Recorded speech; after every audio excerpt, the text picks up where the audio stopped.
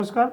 जलवायु परिवर्तन का खेती के ऊपर जो प्रभाव है वो बहुत बुरी तरह से पड़ रहा है और ये अब हर साल होता जा रहा है। इस साल आप देखते हैं कि फरवरी के महीने में जिस तरह से तापमान में परिवर्तन आए हैं और कभी बहुत ज़्यादा तापमान 31 डिग्री 33 डिग्री तक चला गया, कभी फिर 15-16 डिग्री आ गया, 13 डिग्री आ गया। तो इसका जो प्रभाव है वो खेती के ऊपर, ख़ासतौर से गेहूं की फसल के ऊपर बहुत बुरा पड़ रहा है।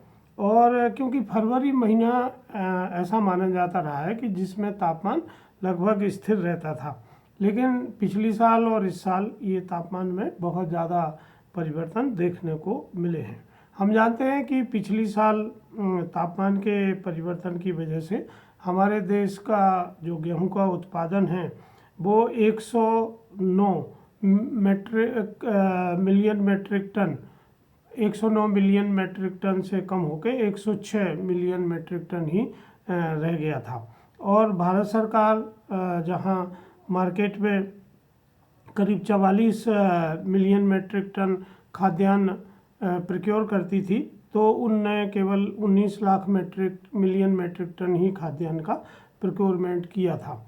क्योंकि पिछले साल भारत सरकार ने निर्यात पर छूट दी थी और ख़ासतौर से रूस और यूक्रेन की लड़ाई की वजह से पूरी दुनिया में गेहूं की मांग बहुत बढ़ गई थी और भारत ने बहुत बड़ी मात्रा में गेहूं का निर्यात किया था, जिससे किसानों को अच्छी कीमतें भी मिली हैं।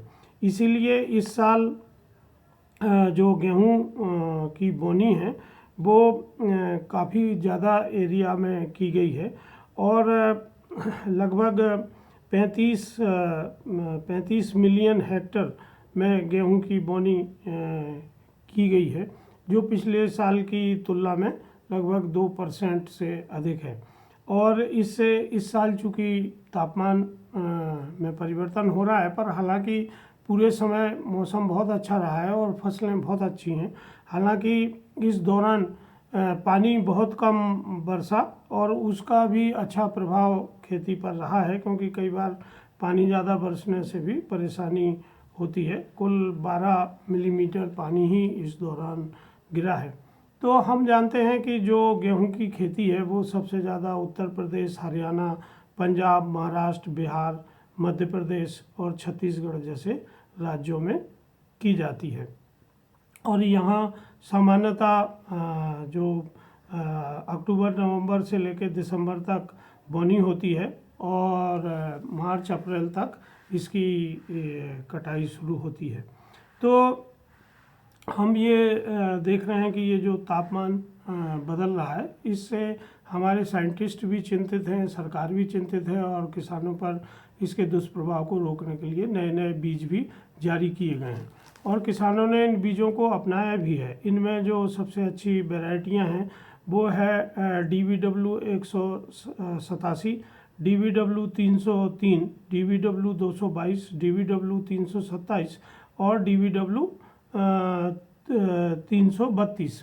पर चूँकि ये नई वैरायटियाँ थीं और मार्केट में इतना ज़्यादा बीज इसका उपलब्ध नहीं था, तो किसान इससे बहुत ज़्यादा किसानों को ये बीज उपलब्ध नहीं हो पाए।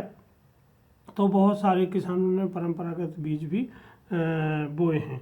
और हम जानते हैं कि निर्यात बंद होने के बावजूद भी गेहूं की जो दरें हैं वो जनवरी में भी 30 रुपये किलो तक देखी गई हैं और इसीलिए भारत सरकार ने निर्णय लिया था कि वो जो उनका बफर स्टॉक है उससे मार्केट में मिलर्स को गेहूं देंगे ताकि कीमतों को कम किया जा सके। तो दोस्तों, अब हमें ये देखना है कि इस तापमान के बदलाव का गेहूं की फसल पर क्या प्रभाव पड़ता है। किसान अपने स्थानीय कृषि विज्ञान केंद्रों में जाकर वैज्ञानिकों को से परामर्श ले सकते हैं कि इस जलवायु परिवर्तन से वो अपनी फसलों को कैसे सुरक्षित रख सकते हैं।